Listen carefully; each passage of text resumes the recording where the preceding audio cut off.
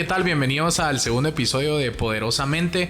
Hoy tenemos otro invitado súper especial, como todos los que vamos a tener, pero hoy nos visita Iván Castro y realmente pues para definirlo en unas pocas palabras ya lo vamos a tener para que él mismo pues nos cuente un poco de sus experiencias. Pues es profesor, es fotógrafo, es animador, es conferencista, incluso hasta es estudiante de piloto aviador y es una persona muy apasionada, realmente es una persona súper carismática, ya lo van a ver. Entonces pues vamos a seguir con él.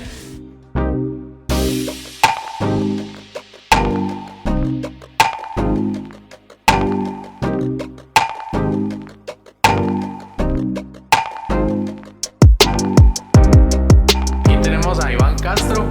Gusto tenerte por acá. Encantado, mi hermano. Hola a todos, ¿qué tal? Es un gran gusto poder estar acá y qué emoción, el segundo podcast.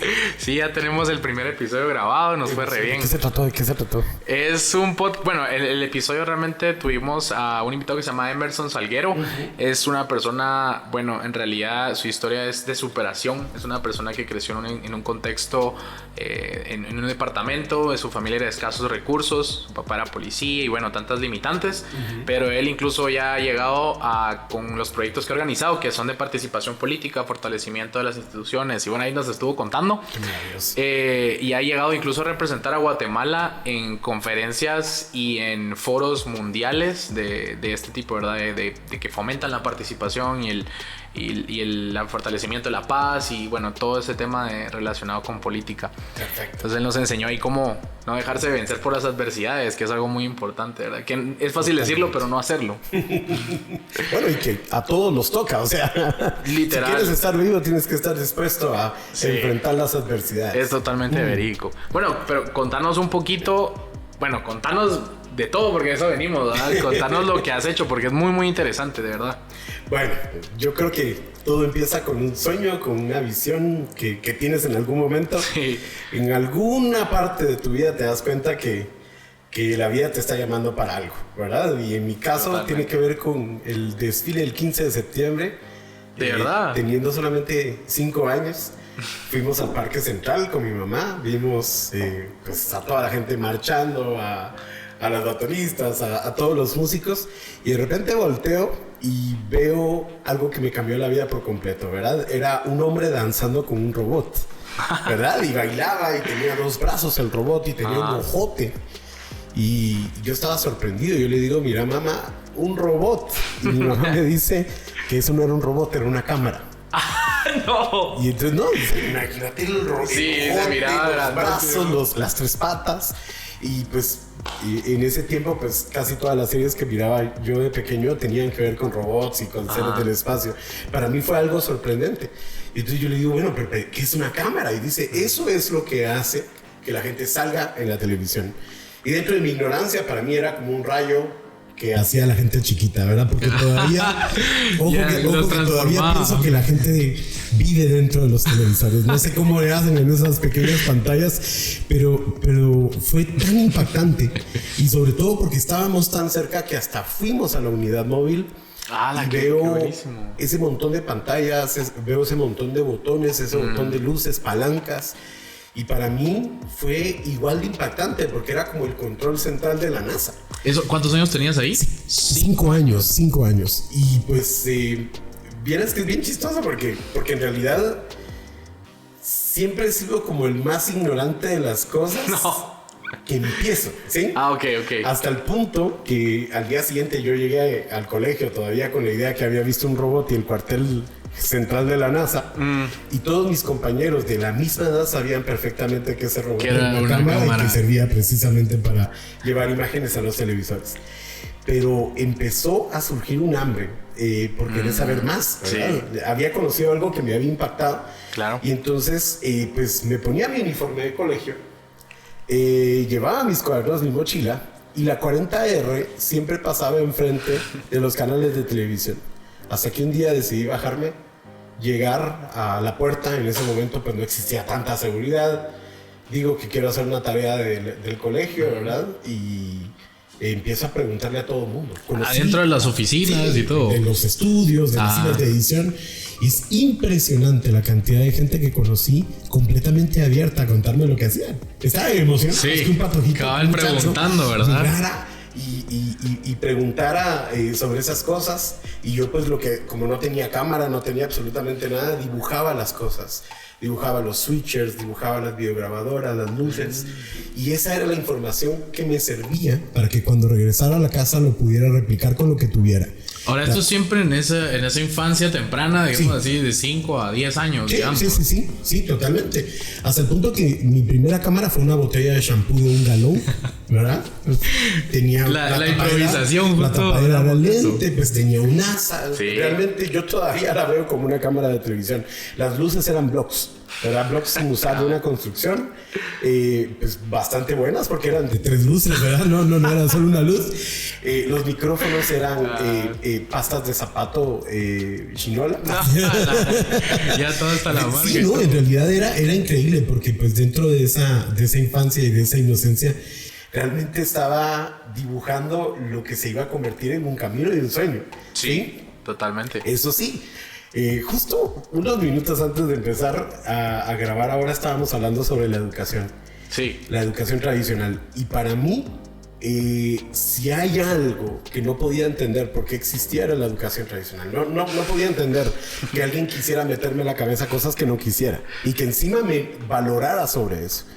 Obviamente, pues, en ese momento era todo un conflicto, ¿verdad? Porque ni siquiera entendía, ¿verdad? No, de veras hay un montón de cosas que tú creces y simple y sencillamente te las imponen. Y sabes, ¿verdad? Aprovechando que tocas ese tema, porque es bien importante ahora todo lo que estás hablando, digamos, de lo que pasaste en tu infancia y lo que te inspiró y lo que te cambió el chip. Eso es súper importante porque se refiere, digamos, a la creatividad, a la imaginación, a la capacidad de visualizar algo que, pues, físicamente tal vez no está aquí. Sí. O sea, es bien interesante cómo podemos nosotros de niños imaginarnos cualquier cosa. O sea, literal no tenemos límite. Todos lo tenemos. Pero en algún momento del camino se va perdiendo hasta que se desvanece y te dice, pero mira, poner los pies en la tierra. Pero, o sea, poner los pies en la tierra no significa que no puedes ver más allá de lo que tenés enfrente. Y es poner los pies en la tierra, pero ¿qué es lo que define la tierra? Porque hasta donde yo veo, la tierra tiene montañas, tiene valles, tiene lagos, no sabe, bueno, creo que ya sabemos la profundidad del mar, pero ¿cuál es la verdadera altura de poner los pies en la tierra? ¿Ya te diste cuenta que muchas veces esto tiene que ver con la tierra de los demás y no con tu propia tierra? Sí, ¿cómo la ven los demás? Cabeza, poner los pies en la tierra, ser una persona normal, significa agradarle a las demás personas.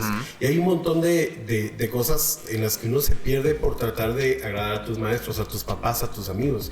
Y realmente creo que esa es una de las cosas que te hace perder la creatividad.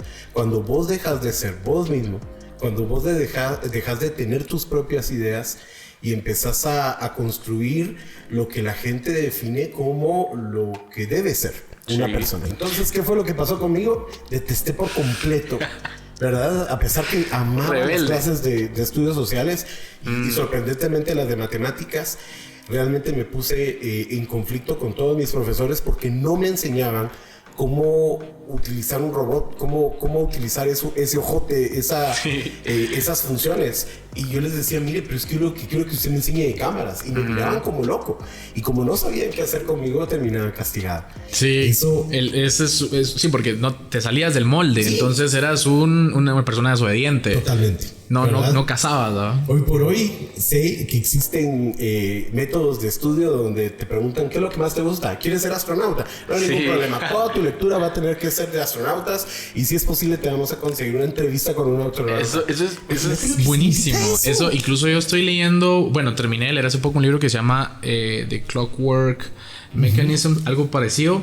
Entonces el autor habla sobre este mecanismo de clockwork, ¿verdad? De que funcione así casi de forma perfecta, coordinada y que produzca lo que tiene que hacer. La era industrial. No, entonces él hablaba de quitar ese modelo de productividad industrial y empezar a hacer se llama productividad selectiva. Por supuesto. Entonces no siempre hacer más trae mejores o más resultados. Totalmente. Incluso la actividad industrial, digamos que está totalmente enfocada en decir, bueno, necesitamos más, para hacer más con menos. Exacto. Pero lo que dice esta productividad selectiva es, necesitamos menos para hacer menos y tener más, porque no tenés que hacer más para conseguir algo mejor. Y eso es lo más frustrante. Imagínate lo que significa estudiar. ¿Cuántos años estudias? Son como 20 y pico, O sea, ¿no? contando primaria, secundaria, universidad, sí, más o menos. Eso sí, no te echas ningún año. Imagínate la frustración de meterte a una universidad. Y ojo que no tengo nada en contra de ello, pero meterte a una universidad. Estudiaste diseño, estudiaste qué sé yo. Te enseñaron un software que ya cuando sales a la calle, ya ese software está 5 completamente años atrás, obsoleto. Entonces, yo creo que ya podemos verlo. España es un gran ejemplo. El desempleo antes de la pandemia marca una alarma donde te dice, ¿sabes qué? Ya no se necesitan tantas manos, ya no se necesitan tantos ¿cómo se le llama? Laboradores. Elaboradores, ¿verdad? Gente que todo el tiempo está físicamente en un lugar. Porque también la industria está creando robots. Todo está automatizado. Antes tú necesitabas que una persona te hiciera el café. Ahora una máquina te sí, hace. Antes y mejor todavía. Mejor, exacto. Ahorita ya hay máquinas que en serio te hacen la espuma de una manera perfecta y todo está completamente automatizado. Sí, exacto. Hay máquinas que pueden cocinar. Entonces realmente, ¿qué nos queda? Lo único que nos queda es perseguir nuestros sueños. Pero y eso es bien bonito porque hablando de todo este tema de la educación, entonces yo creo que esa educación es la que influye en gran parte cuando perdemos la creatividad que teníamos de niños, pero hay que hacer una salvedad y es bien importante porque no todo es, bueno, voy a ser creativo, voy a hacer cosas locas, ¿verdad? No. Incluso hablábamos que los inventos no precisamente son funcionales o son útiles o tienen alguna relevancia. Y yo puedo ser la persona más creativa del mundo y hacer una cosa totalmente inútil que no me va a servir ni a mí y perdí mi tiempo. Entonces, la diferencia entre el soñar como niño y soñar como niño siendo adulto es la capacidad de crear metodologías, la capacidad de venir y convertir esos sueños en metas, que las podamos alcanzar y que tengamos una directriz que nos va a llevar hacia donde nosotros queremos estar, pero siempre con esa visión fuera de todo lo que nosotros conocemos como límites. Es que la gran diferencia que hay entre un invento que pueda ser útil y otro que no lo es la empatía. Yo creo que y eso es algo que un niño en la mayoría de los casos sabe, es decir, siempre y cuando no haya tenido pues, un mal desarrollo, ¿verdad? Hablando de su ambiente familiar y una persona empática es una persona que se pone en los pies de otra persona y entonces va a buscar la manera de, bueno, si soy niño voy a prestarte mis juguetes o voy a aceptar que de repente tú lleves, ¿verdad? Qué sé yo, tú te escondes y yo te busco y luego yo me escondo y tú te buscas. Eso es importante para la vida porque imagínate si le entrevistáramos a Tesla, ¿verdad? Que el podcast de hoy fue con Nikola Tesla y le preguntaron realmente qué es lo que quieres hacer, te puedo asegurar que él no te hablaría de inventos, él te hablaría que quiere transformar a la humanidad, quiere llevar luz a todos lados, hasta el punto que quería hacerla inalámbrica. Y ese es el problema. Muchas veces nosotros estamos pensando en nuestras propias necesidades cuando un sueño nunca puede ser egoísta. Siempre, cualquier sueño que tengas tiene que tener la capacidad de poder iluminar a los demás. Eso está buenísimo, porque incluso en el tema de emprendimiento, centrándonos en un tema que para que aterricemos las ideas y podamos ver cómo lo podemos aplicar en nuestros proyectos como emprendedores, es súper importante porque muchas veces lo que sucede es nosotros, por ejemplo, desde la asociación tratamos de acercarnos a emprendedores, a ver sus ideas, ver sus modelos, ver sus estrategias, y muchas veces lo que sucede es que viene un emprendedor y nos dice, es que yo quiero vender esto, o yo quiero hacer este servicio, yo tengo esta idea y solo necesito establecer mi público objetivo, ¿verdad? Que eso es como no sé por qué el pensamiento está como invertido, porque primero uno tiene que pensar en la persona, en el público, porque si yo sé cuáles son las necesidades de esa persona, de esa audiencia, de esa tribu, de ese público masivo, entonces por ejemplo yo voy a trabajar en función de satisfacer esas necesidades y para eso se necesita la empatía, que es otra cosa que es bien importante que entender, ¿verdad? No empatía en el sentido de, la madre, yo siento lo que él siente, ¿verdad? Así como ese emocionalismo, ¿verdad? De decir, la gran, yo me pongo en sus zapatos. No, eso es peligroso también. Ajá, pero lo que sí tenemos que hacer es tratar de entender por qué esa persona actúa de esa forma o por qué esa persona tiene esa necesidad, porque yo me acuerdo, estábamos con otras personas, estamos buscando hacer un dropshipping de un producto que eran unas cápsulas que servían para hacer agua mineral instantánea. Ay, qué rico. Buenísimo. Hoy venía con unas ganas de una cimarrona. Pero entonces Entonces nosotros dijimos eso quedaría buenísimo en estos lugares, pero pensamos primero en el producto y después dijimos, ¿a quién le vendemos, va? O sea, ya lo tenemos acá, este es el costo, se lo vamos a distribuir a restaurantes, a bares, a personas, ¿cuánto cuesta acá? Y entonces nos empezamos a hacer un gran rollo porque no sabíamos cómo manejar. Bueno, al final, por no pensar en quién, la estrategia de marketing salía muy cara, ¿verdad? Y el proyecto era buenísimo y ya no se dio el proyecto. Claro. Porque también te digo, hay muchas veces porque hay que escoger muy bien a los socios, eso es muy importante. Es porque importante. En este grupo pues había uno que quería venderlo en bares, había otro que quería venderlo acá y yo pues que quería hacer así masivo, yo siempre con mis ideas de vamos a volvernos PayPal, ¿no? La cosa es que era bien importante, ¿verdad? Que no teníamos esa sinergia de venir y compartir la misma visión. Que viene desde eso, ¿verdad? Desde que somos niños y tenemos esa visión, esa creatividad y tenemos un compañerito o tenemos un amigo y que los dos nos ponemos a jugar. Por ejemplo, yo me acuerdo que jugaba como de Power Rangers, ¿verdad? Sí. Yo le decía, mira ese monstruo, ¿verdad? Y él también se hacía como, sí, el monstruo. Totalmente. Y no había nada ahí, pero mirábamos lo mismo. Monstruo con dos personas y no hay empatía. Y son dos mentes distintas. Totalmente. En un mismo canal, sin tener nada de frente. Te puedo asegurar que si le llegaras a preguntar a cada uno, bueno, ¿y cómo era tu monstruo? Mi monstruo era verde, grandote, que no sé qué. No, mi monstruo era así como delgadito, qué sé yo, rojo. Pero es importante que, a pesar que cada uno tenga una visión completamente distinta, sí tener un propio objetivo. Y por eso, similitudes, eso es importante. El grupo objetivo debería ser lo único que deberías enfocarte como principal, ¿verdad? Uh-huh. Yo siempre he pensado, bueno, este no es pensamiento mío, cuando tú tienes un emprendimiento es porque tienes incomodidad, ¿sí? Entonces, y esta incomodidad puede ser una incomodidad colectiva, es decir, a vos te molesta que la gente tenga que hacer cola por algo. Bueno, queremos una solución, ¿verdad? Te molesta que la gente tenga que, qué sé yo, curarse de alguna manera. Perfecto, entonces ahí es donde te das cuenta que tienes un propósito, pero tienes que tener una lectura a los problemas y luego darle una solución. Eso está buenísimo, exacto, porque cuando nosotros analizamos a la persona tenemos esa empatía para entender, porque, por ejemplo, el tema de las colas a mí me irrita un montón. Sí. Y yo digo, bueno, si yo pudiera evitarle esto que estoy sintiendo a otras personas, que yo estoy seguro, porque yo he escuchado, yo he hablado y yo he visto que las personas, ¿quién le gusta hacer una cola, verdad? Pero ese tal vez es un ejemplo muy fácil de analizar, pero esa empatía que yo tengo, porque yo ya lo viví.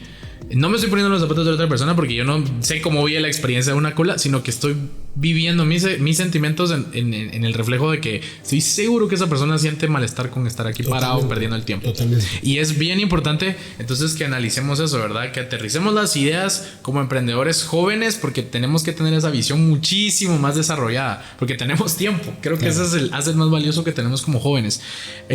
Quiero que pasemos un poquito porque ahorita estamos hablando de todo este tema, pero quiero que para las personas que estén escuchando, que nos estén viendo, ¿por qué nos decís todo? O sea, ¿tú qué has hecho con toda esa creatividad, con esta historia tan chilera que nos contaste de que de tu infancia tuviste ese hito que te cambió el chip?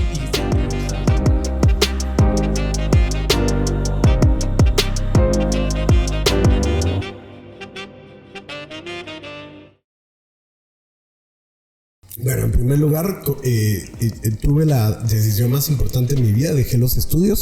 Solamente tengo quinto primaria terminado. ¿Ni el colegio? Ni siquiera tengo diploma de primaria. ¿Sí?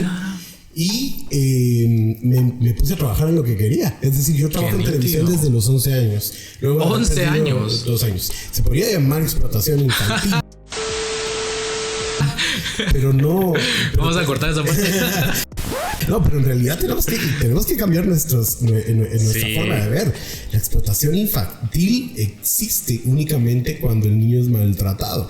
Pero si tú tienes una persona que tiene una pasión, que puede ser que tenga un talento, ¿sí? Deberías darle todas las oportunidades. Es decir, y las herramientas. Un niño puede ser, es decir, si un niño tiene ideas y tiene estrategias, ¿por qué no ponerlo de presidente? Capaz esa sería la solución, ¿sí? No tendríamos tanto viejo corrupto. En realidad es importante que nosotros empecemos a apreciar